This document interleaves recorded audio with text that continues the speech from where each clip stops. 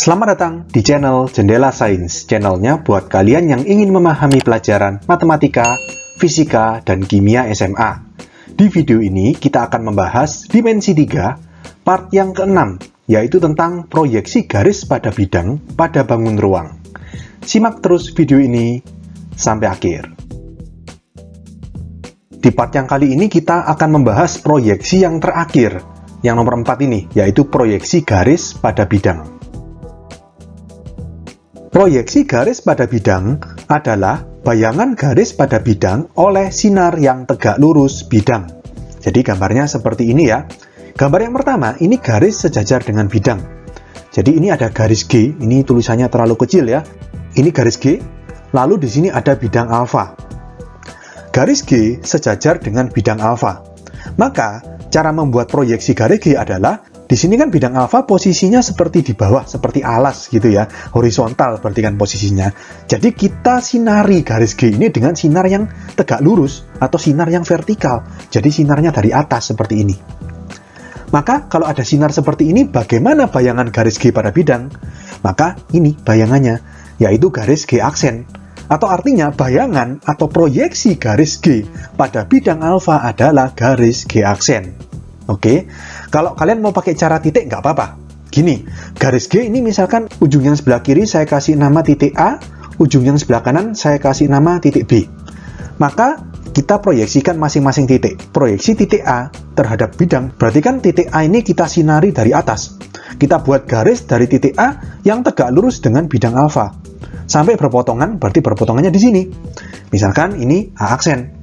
A aksen adalah proyeksi titik A pada bidang alfa. Lalu titik B sama. Titik B kita sinari dari atas, atau kita buat garis yang tegak lurus dari titik B ini sampai berpotongan dengan bidang alfa.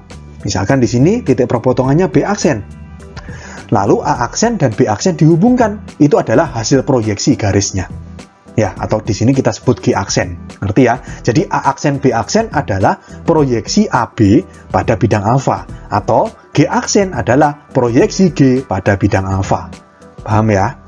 Nah, di sini kalau misalkan garis sejajar dengan bidang, maka garis akan sama panjang dengan proyeksinya. Jadi, panjangnya garis G misalkan 2 cm. Berarti panjang proyeksinya, panjangnya G aksen juga 2 cm. Ngerti ya? Tapi syaratnya ini harus sejajar dengan bidang. Kita ke gambar yang kedua. Di sini bagaimana kalau garis tidak sejajar dengan bidang. Di sini kalau kalian lihat garis G, ini garis G ya. Garis G ini posisinya miring terhadap bidang alfa. Ya, berarti kalau membuat proyeksinya kita beri sinar dari atas ya. Sinarnya vertikal, berarti kita buat garis yang tegak lurus sama bidang alfa, ketemunya di sini. Ini adalah bayangannya, bayangan garis G oleh sinar yang tegak lurus bidang. Kita sebut G aksen. Ya, atau kalau mau pakai titik bisa sih. Ini titik A, ini titik B. Proyeksi titik A pada bidang alfa itu A aksen, proyeksi titik B pada bidang alfa itu B aksen, lalu A aksen dan B aksen kita sambungkan, itu adalah G aksen atau hasil proyeksi garis pada bidang. Tapi kalau misalkan garis tidak sejajar dengan bidang, tidak berlaku garis sama panjang dengan proyeksinya.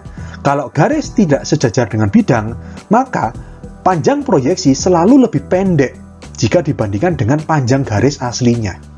Ngerti ya? Kemungkinan berikutnya bagaimana kalau garis ini tegak lurus dengan bidang. Jadi di sini ini garis G tegak lurus dengan bidang alfa. Kalian coba bayangkan, kalau kita membuat proyeksi kan kita harus kasih sinar nih dari atas. Bagaimana bayangan garis di mana garis itu sejajar sama sinarnya? Berarti bayangannya bukan berupa garis, bayangannya akan berupa titik. Di sini titiknya, cuma satu titik. Ngerti ya? Coba kalian bayangkan ya, ini meja, terus kalian pegang pensil gitu ya, pensilnya tegak, terus ada sinar, ada lampu di atas. Maka bagaimana bayangan pensil? Bukan berupa pensil atau garis kan, bayangannya kan berupa titik. Ngerti ya? Jadi, jika garis tegak lurus dengan bidang, maka proyeksinya akan berupa titik. Ya, katakanlah di sini misalkan titik A. Titik A ini merupakan proyeksi garis G pada bidang alfa, di mana titik A itu merupakan perpotongan antara garis G dengan bidang alfa tersebut. Oke, paham ya?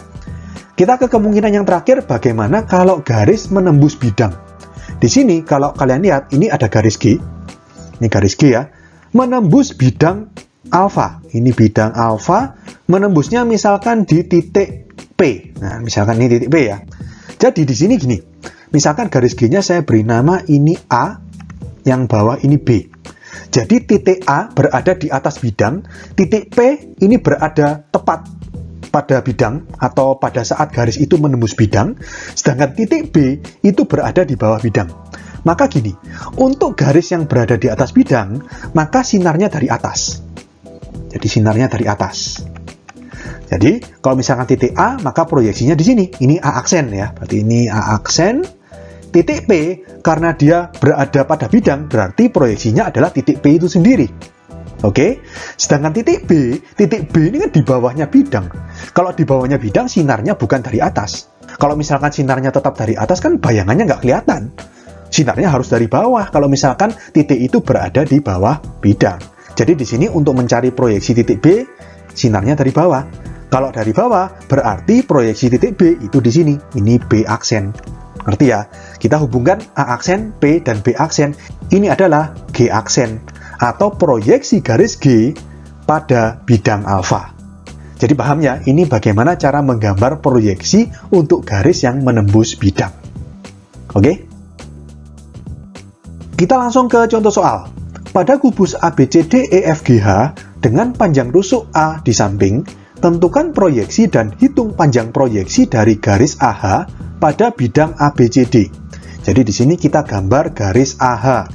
Jadi dari A kita hubungkan ke H ya, berarti seperti ini. Lalu ABCD itu berarti kan bidang alas ini.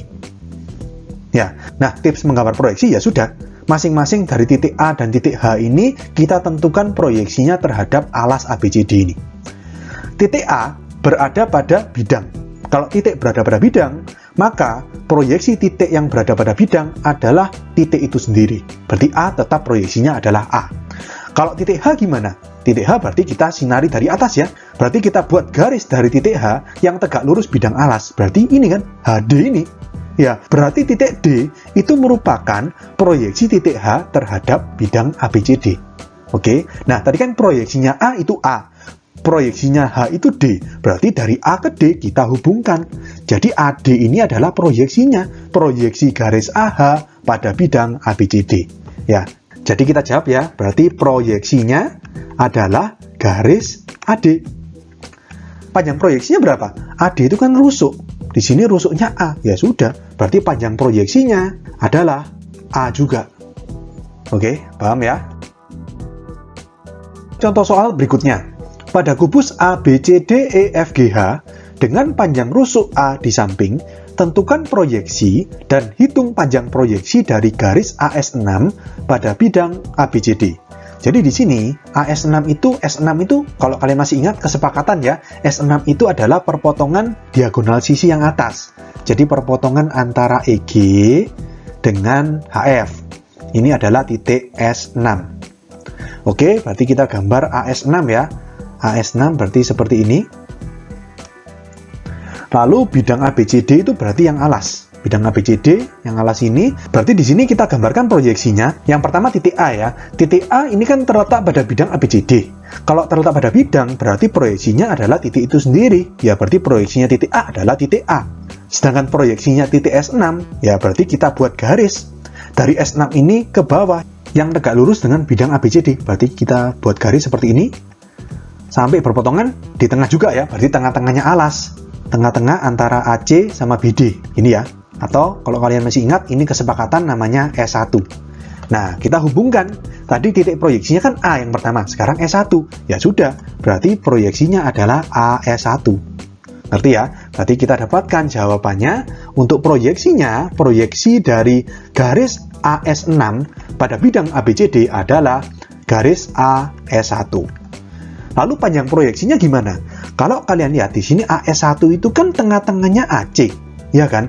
AC ini apa? AC ini diagonal sisi yang panjangnya A akar 2. Berarti kalau AS1 ini setengahnya AC, berarti panjang proyeksinya adalah setengah A akar 2. Oke? Contoh soal berikutnya. Pada kubus ABCDEFGH dengan panjang rusuk A di samping, tentukan proyeksi dan hitung panjang proyeksi dari garis AS6 pada bidang BCGF. AS6 berarti sama seperti tadi ya. S6 itu adalah perpotongan diagonal sisi dari tutup kubus ini. Berarti ini S6. Lalu AS6 kita buat garisnya, berarti seperti ini. Lalu kita cari proyeksi AS6 terhadap bidang BCGF. BCGF itu ini ya, BCGF. Jadi bidang sisi sebelah kanan. Kita proyeksikan masing-masing ya. A kita proyeksikan, S6 kita proyeksikan. Nah, gini. Ini kan BCGF ini posisinya kan berdiri ini ya, vertikal. Berarti sinarnya pasti dari kiri. Horizontal, sinarnya kan seperti ini berarti. Ngerti ya? Jadi, kalau misalkan sinarnya dari kiri, berarti bayangan titik A. Dari titik A, ini kita buat garis yang tegak lurus dengan bidang BCGF. Garis apa itu? Ya, garis AB. Rusuk AB ini kan tegak lurus dengan bidang sebelah kanan ini, yang BCGF ini. Berarti, karena berpotongannya di B, maka proyeksi titik A pada bidang BCGF adalah titik B. Oke, sekarang S6. Titik S6 ini berarti gimana? Kan sinarnya dari kiri. Berarti kita buat garis dari S6 yang tegak lurus terhadap bidang BCGF. Garis apa itu? Garis ini. Dari S6 ke sini. Ke tengah-tengahnya FG. Tengah-tengahnya FG ini kalau di kesepakatan namanya adalah R2. Ya, jadi titik R2 merupakan proyeksi titik S6 pada bidang BCGF. Ngerti ya? Jadi, tadi kan proyeksi titik A itu titik B. Proyeksinya S6 itu R2. Berarti kita hubungkan B ke R2. Jadi, dari titik B ke R2, ini adalah proyeksi dari garis AS6 pada bidang BCGF. Jadi, kita jawab di sini berarti proyeksi garis AS6 pada bidang BCGF adalah garis BR2. Lalu sekarang kita cari panjangnya BR2.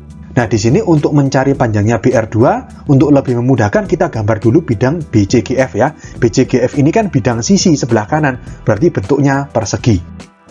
Nah, seperti ini ya. Ini B, ini C, ini G, ini F. Dan ini R2, tengah-tengahnya FG ini R2. Kita disuruh mencari panjangnya BR2. Kita pakai prinsip Pitagoras. BFR2 ini kan segitiga siku-siku. Siku-sikunya di F. BF panjangnya berapa? BF kan rusuk, ya A. FR2 berapa? R2 kan tengah-tengahnya FG, berarti FR2 setengah A. Ngerti ya? Lalu kita pakai Pitagoras, berarti BR2 sama dengan akar BF kuadrat plus FR2 kuadrat. Gitu ya, sama dengan akar BF itu A kuadrat, berarti plus FR2 itu setengah A dikuadratkan. Berarti sama dengan akar A kuadrat ya, A kuadrat setengah A dikuadratkan seperempat, berarti seperempat A kuadrat. A kuadrat itu kan 1 A kuadrat, berarti 4 per 4 A kuadrat. Ditambah seperempat A kuadrat, berarti 5 per 4 A kuadrat. A kuadrat sama 4 bisa keluar ya, berarti A per 2 akar 5. Jadi kita dapatkan ya, ini BR2 atau panjang proyeksinya. Jadi panjang proyeksi adalah A per 2 akar 5. Kita ke contoh soal berikutnya.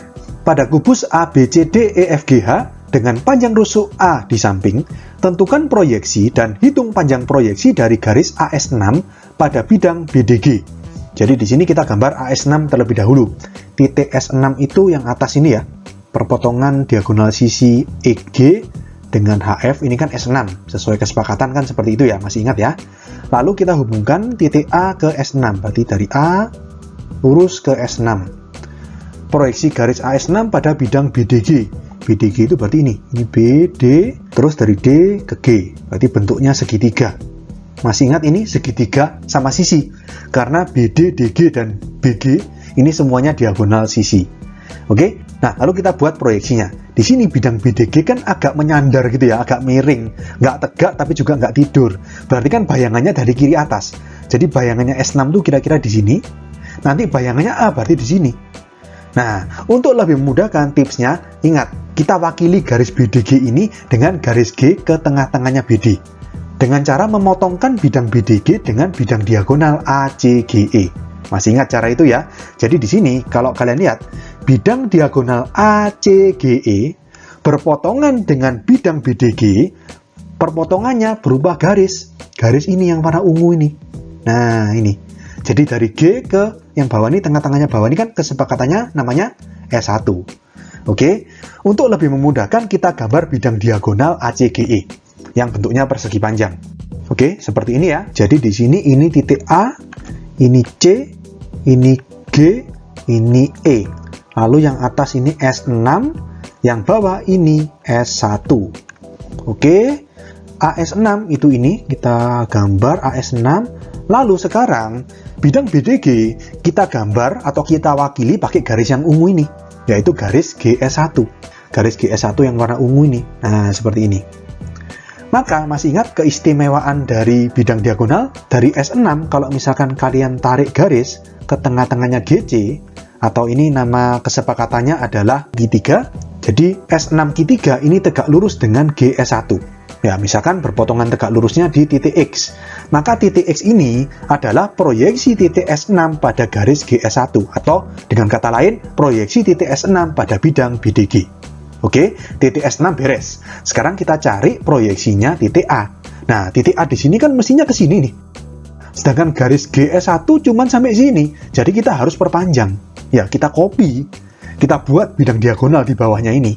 Masih ingat seperti ini ya? Di sini misalkan saya kasih nama A aksen, yang ini titik C aksen. Lalu garis yang warna ungu ini, GS1, kita perpanjang terus. Berarti kan mencapai titik A aksen. Nah, seperti ini. Baru dari titik A, kita buat garis yang tegak lurus sama garis ungu. Berarti kan menurut keistimewaan bidang diagonal, dari titik A ini ke C aksen. Ya kan, seperti ini kan berarti. Ini tegak lurus. Misalkan berpotongan tegak lurusnya di titik Y. Maka titik Y adalah proyeksi titik A terhadap garis GS1 yang diperpanjang menjadi GA aksen ini. Oke, sehingga dengan demikian, proyeksi garis AS6 pada garis yang warna ungu ini, atau dengan kata lain pada bidang BDG, adalah garis XY. Ngerti ya? Jadi, kita dapatkan jawabannya, proyeksi dari garis AS6 pada bidang BDG adalah XY. Nah, bagaimana dengan panjang proyeksinya? Kita lihat di sini. XY itu kalau kalian lihat sejajar dengan AS6. Masih ingat di depan tadi, kalau misalkan garis sejajar dengan bidang, maka garis akan sama panjang dengan proyeksinya. Ngerti ya? Jadi di sini panjangnya XY sama dengan panjangnya AS6. Atau kalau kalian lihat, ini kan siku-siku.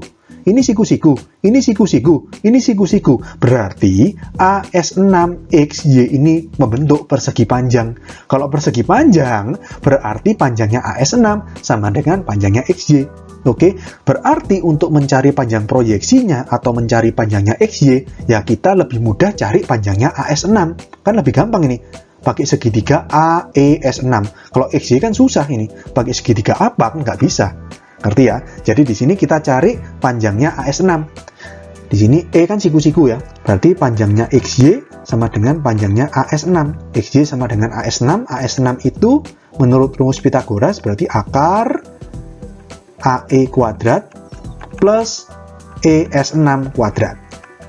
Itu sama dengan akar AE itu kan rusuk ya.